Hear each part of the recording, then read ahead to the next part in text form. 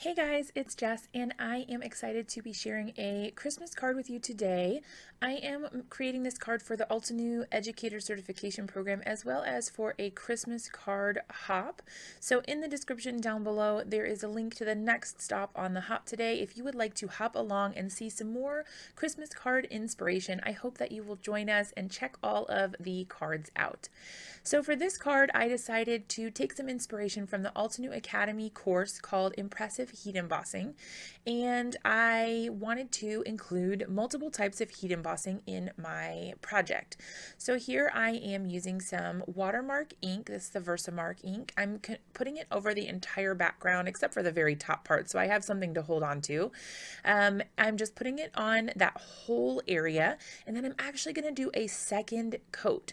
I find that doing a second coat of embossing powder really helps smooth out the results and give you a really pretty smooth finish, and it just looks absolutely gorgeous. The embossing powder that I'm using here is the Brutus Monroe Gilded embossing powder, and it's really pretty gold. I love to use that. It has a really nice effect and it looks great on your projects.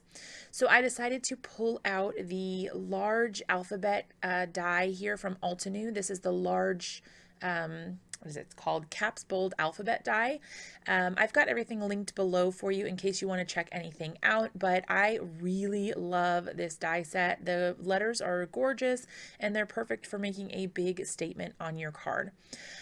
So I went ahead and die cut that. How's that for a little movie magic?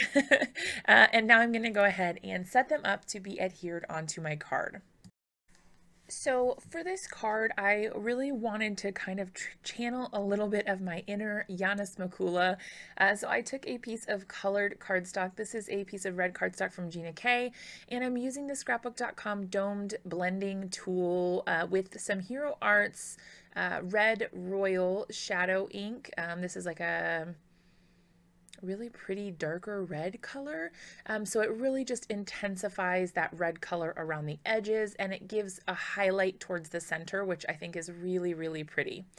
So I just did my ink blending and added the focus just around the edges. I didn't go onto the whole inner part of the card, but it's actually really nice to use a piece of pattern, or not pattern, but solid cardstock that has a color on it because you don't have to do as much ink. You don't have to use as much of your supplies to get a really cool result. All right, so for the next step, I'm just adding some VersaMark ink to these foliage or leaf images from the Bold Blossom set from Altenew, and I am applying those to a piece of vellum.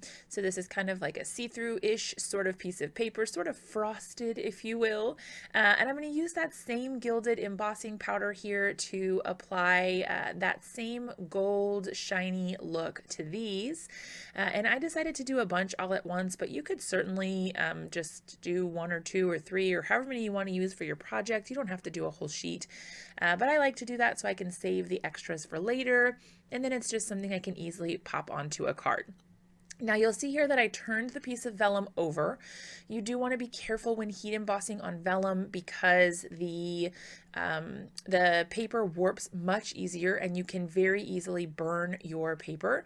So just do be careful. I like to heat it from the back. Make sure your heat tool is nice and hot before you take it to the vellum surface, and then you should be good. I do also want to mention you should always treat your surface before you put on the embossing powder with an anti-static powder tool because that will help prevent embossing powder from sticking in places you don't want it to. I did go ahead and fussy cut out all of those floral images that I needed, but you could definitely use the coordinating dies if you have them. Now I'm just going to use some Lawn Fawn glue to and attach the two center letters to my card panel. I knew where I wanted those to go, and I thought that would help make it a little easier for me to decide where I was going to put the outer letters. And I did go ahead and apply adhesive to the inner part of the N and then the inner part of the L so that I would have the other side free to kind of lift up and move things underneath as I wanted to position them, but that it wouldn't be completely glued down. I did want to kind of layer things up a little bit here, so I tucked those little bits of foliage underneath the letter so they kind of look like they're coming out from behind it. I think if I were to do this card again, I would try to make it more of a intentional design. I think with the leaf pieces, I think I would have liked it if it was kind of a curve around the left and the top, and then the bottom and the right. I think that would be really cute. So I might try to recreate this card again just to see what different looks I can get, but I was really happy with the way that this turned out as well.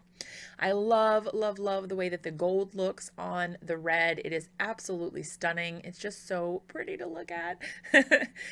And I did decide after I went ahead and attached these that they needed a little bit more adhesive. I thought originally I might have them just kind of loose on the sides, but I went ahead and added a little more adhesive.